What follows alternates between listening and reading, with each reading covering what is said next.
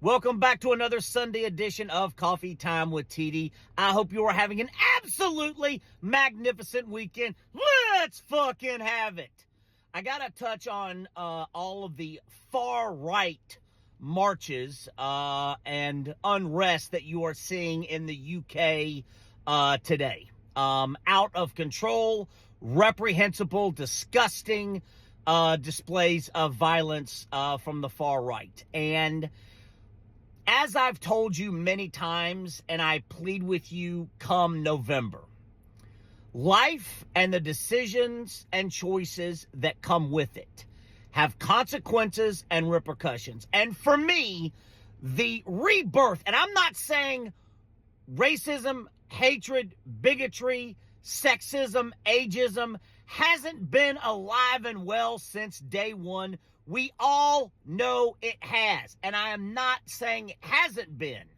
What I am saying is that Donald Trump said it's okay and gave it a face. And that face is Donald Trump around the world. And for me, I have told you, we as people have to have a line in the sand. There are a litany of things that I think the Democrats have shit the bed on that make me fucking furious. But the line in the sand for me is any form of racism, hatred, bigotry, sexism, ageism, hatred, anything. Line in the sand. And I plead with you, come November, know what your line in the sand is. Know what you can tolerate and what you can't tolerate. Because in November, the United States is going to go one way or it's going to go another way. And it's that simple.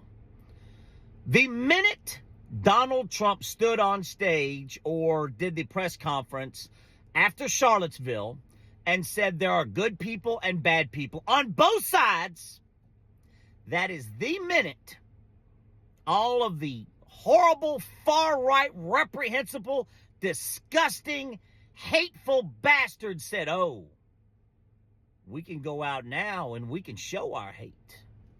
We don't have to hide our hate anymore. The President of the United States said we're good people.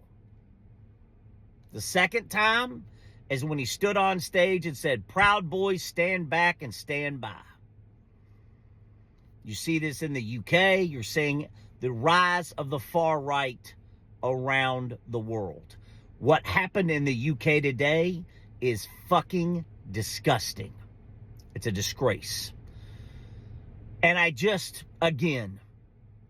am not okaying what the Democrats, what has happened in Portland, San Francisco, New York, Seattle, Chicago, the job that the Democrats have done. There are a litany of things. I am not supportive of cancel culture. I am not supportive of the woke movement. Be a good person.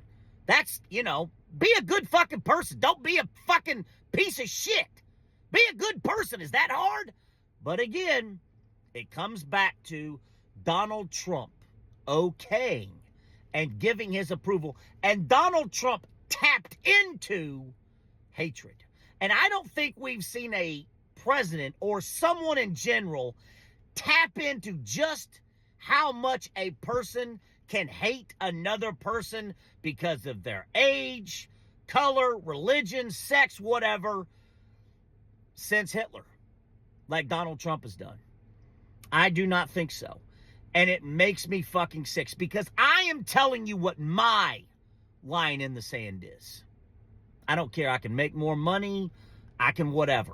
The Democrats, as I've said, Kamala, on down the line, whoever the vice president is, the Democrats in general have to do better. Have to. End of story.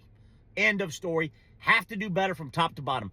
I want to go back to LA. I don't want it to be Fallujah. I want to go back to Portland. Don't want it to be Baghdad, Chicago, Seattle, New York. The absolute shithole that America is. America is the monkey's asshole of the rest of the world.